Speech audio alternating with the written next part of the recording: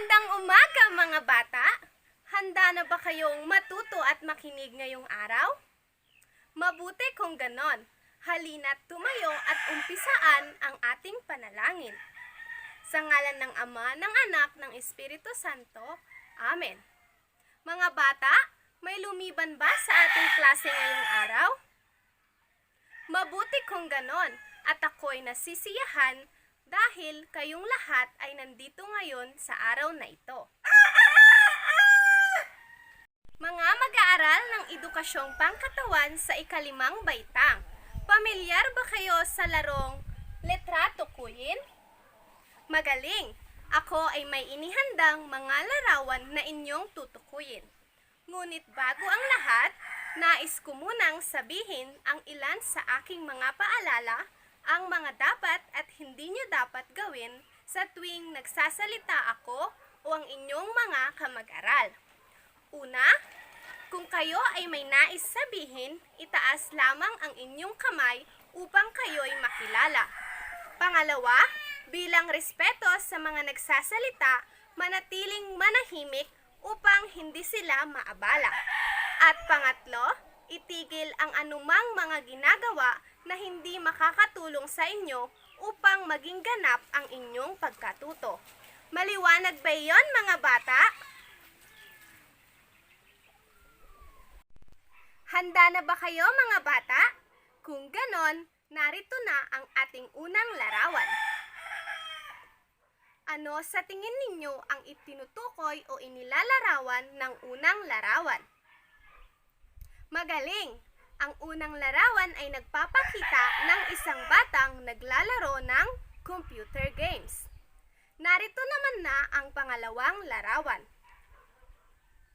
Ano ang nasa pangalawang larawan? Magaling! Dalawang batang sumasayaw. At nasa ikatlong larawan na tayo. Ano ang ipinapakita ng ikatlong larawan? Mahusay! Isang batang nagbibisikleta. Ngayon, dumako na tayo sa ating ikaapat na larawan. Mga bata, ano ang ipinapakita o tinutukoy ng ikaapat na larawan? Magaling! Isang batang nakaupo. At sa ating panghuling larawan, ano ang tinutukoy nito? Mahusay! Isang babae o isang batang nagwawalis. Mga bata, ano ang napansin nyo sa mga larawan? Tama! Ang mga larawan ay ating mga ginagawa o kilos na ating mga ginagawa. Alin sa mga larawan na iyon ang madalas ninyong gawin? Alin sa mga larawan na iyon ang madali o mahirap gawin? At ilang beses nyong gawin ang mga gawaing ito sa isang linggo?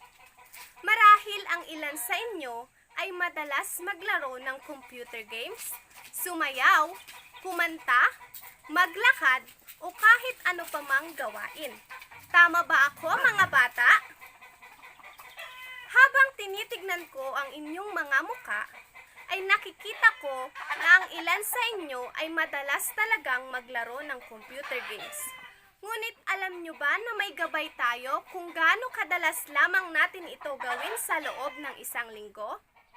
Ito ay ang tinatawag nating ang Physical Activity Pyramid Guide para sa Batang Pilipino. Tignan at suriing mabuti ang Physical Activity Pyramid Guide para sa Batang Pilipino. At para sa ating aktibidad ngayong araw, papangkatin ko ang klase sa dalawang grupo. Kayo ang unang grupo at kayo naman ang pangalawang grupo. At ang bawat grupo ay susuriing mabuti ang ibibigay kong pyramid guide at magtutulungan upang masagot ang mga katanungan. Ang mga katanungan ay: una, suriing mabuti ang mga bawat antas ng pyramid guide at ano sa tingin ninyo ang gamit nito sa mga batang Pilipinong katulad ninyo. At ang pangalawang katanungan, ano ang maitutulong ng pyramid guide para sa mga aktibong bata sa kasalukuyan at sa mga hindi gaanong aktibong mga bata. Maliwanag ba iyon, mga bata? Mahusay! Ngunit bago kayo pumunta sa inyong grupo, narito muna ang ilan sa mga paalala. Ang inyong aktibidad ay tatagal lamang ng 15 minuto at kayo ay pipili ng bawat leader na siyang magbabahagi o magrerepresenta ng inyong gawa sa harapan. Pangalawa, maging matahimik sa inyong pagtatrabaho upang hindi maabala ang ibang grupo. At pangatlo, ang bawat miyembro ay magbabahagi ng kanyang kaalaman o nalalaman sa proyekto. Ngayon, umpisahan na natin ang ating aktibidad.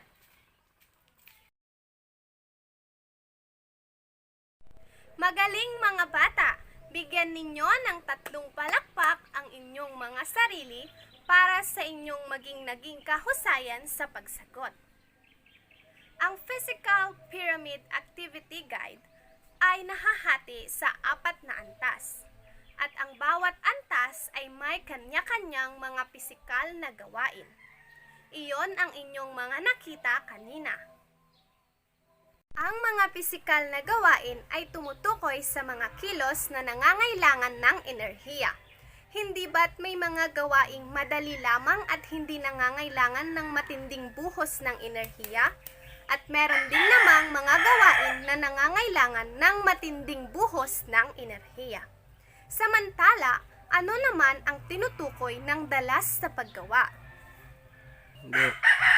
Ang dalas ng paggawa ay tumutukoy naman sa dami ng bilang ng paggawa ng isang kilos o gawain. Hindi ba't may mga gawain na dapat ay madalas nating gawin? At meron ding mga gawain na dapat ay madalang lamang nating gawin. Balikan natin ang Physical Activity Pyramid Guide para sa batang Pilipino na ipinakita ko kanina. Mapapansin na nasa pinakaibabang bahagi ay ang araw-araw na rekomendadong paggamit o paggalaw sa mga gawaing ito. Ano ang mga gawaing nakapaloob dito? Paglalaro sa labas ng bahay, paglalakad, pag-aalaga o pagpapaligo sa mga alagang hayop, at pagpupulot ng mga nakakalat. Ang mga gawaing ito ay lubos na makakatulong sa ating kalusugan at katawan dahil kahit simple lamang ito ay nakakatulong ito sa katawan natin upang patuloy na kumilos. Ngayon, narito naman ang 3 hanggang 5 beses na mga pisikal na gawain. Ang mga gawain ito ay lubos na makakatulong upang matulungan tayong maging maayos ang pagpapatibok ng ating puso at malinang ang ating kalusugan dahil ang katawan ay patuloy na kumikilos. Ang mga gawaing nakapaloob dito ay pagbabasketball, pagbavolleyball, pagtakbo, paglangoy, at paglaro ng iba't iba pang mga sports. At ang pangatlong antas naman ay ang 2 hanggang 3 beses sa isang linggo. Ang nirekomendang mga gawain dito ay ang pag-akyat ng puno, push-up, pull-up, at iba pa. Sa gawaing ito, malilinang ang kondisyon ng ating kalamnan o ang muscle conditioning at malilinang din ang ating kalusugan at pangangatawan. At ang nasa tuktok ng pyramid ay ang 1 beses lamang na rekomendasyon. Ang mga gawain na nakapaloob dito ay panonood ng TV, paglalaro ng computer games, at pag-upo o pagpapahinga ng matagal.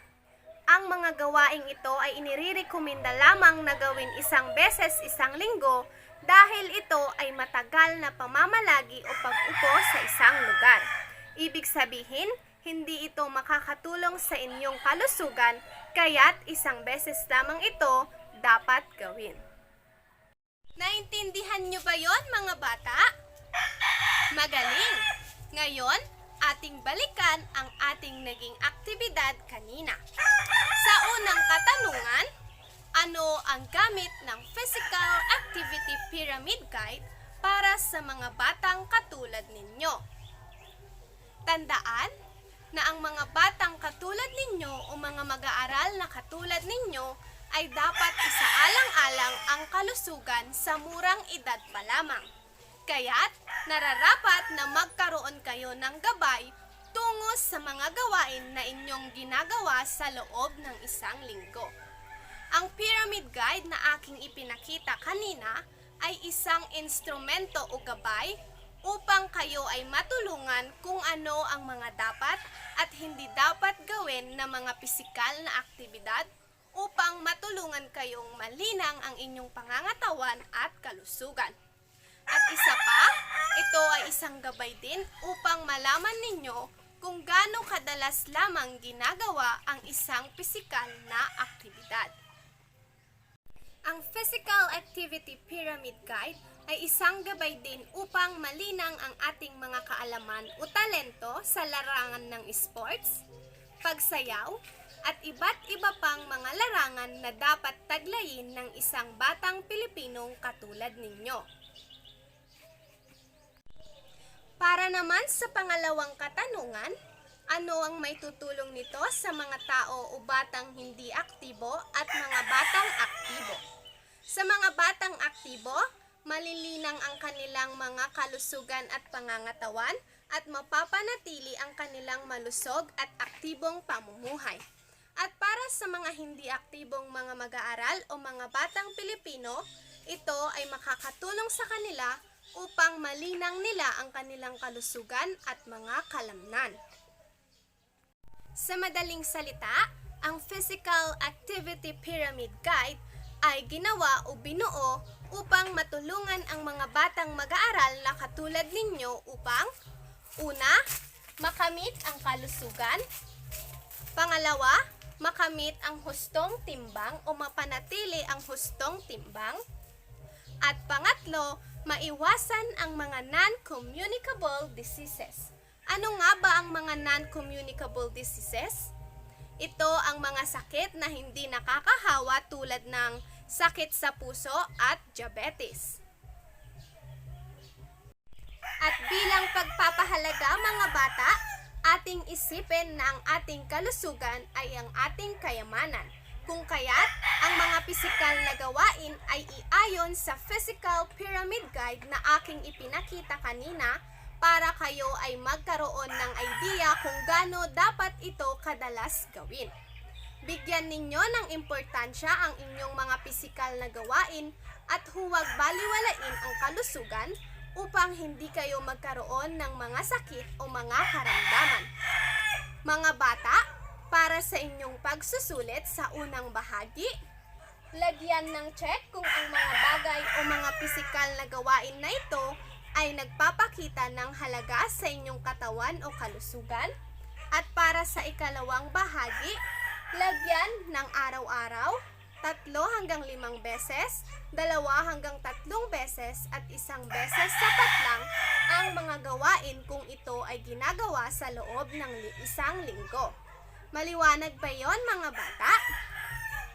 Magaling! Nasagot ninyong lahat ng tama ang inyong pagsusulit. At pakatatandaan na ang paglalaro ng computer games ay 1 beses lamang sa isang linggo. Yun lamang mga bata at maraming salamat sa inyong pakikinig. Naway kayo'y natuto sa ating edukasyong pangtahanan, ang Physical Activity Pyramid Guide para sa batang Pilipinong katulad ninyo. Paalam mga bata, hanggang sa susunod na araw.